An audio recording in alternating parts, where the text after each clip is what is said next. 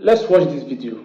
Remember how I said earlier in this speech that the farmers need to give up their farms before 2030, specifically that year? Yeah, so that's not a coincidence. That year doesn't come out of nowhere. So that year is basically the deadline that our global elites have given our country and will probably give you to abide by these new regulations. And that agenda is called the 2030 agenda. And now I have a slide showing you what that entails. So the 2030 agenda is a United Nations agenda. So there we go. Everybody is part of the United Nations, right? The entire world.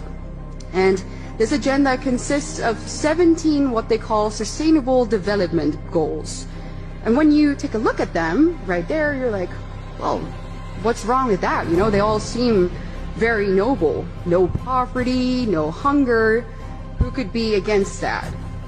However, if we take a closer look at how they actually want to accomplish all of this, anybody with 2 functioning brain cells realizes that this cannot happen unless there is an active and maybe even forceful redistribution of goods, foods, property, and our rights, which basically comes down to the obliteration of all of our basic liberties and our rights. And these goals, as I said, are not restricted solely to the Netherlands. They are global.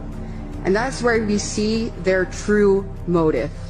The people behind this want to establish a one world government, a new world order in which they decide what we eat, when we eat, where we travel, when we travel, who we meet, and what we are allowed to spend our money on. Basically, control over every single aspect of our lives.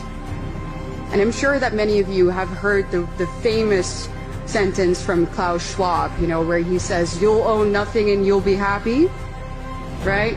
Yeah, that's this agenda. So why are the people behind this agenda specifically targeting farmers? Well, it's because obviously they really want our way of life and the things that we eat to radically change.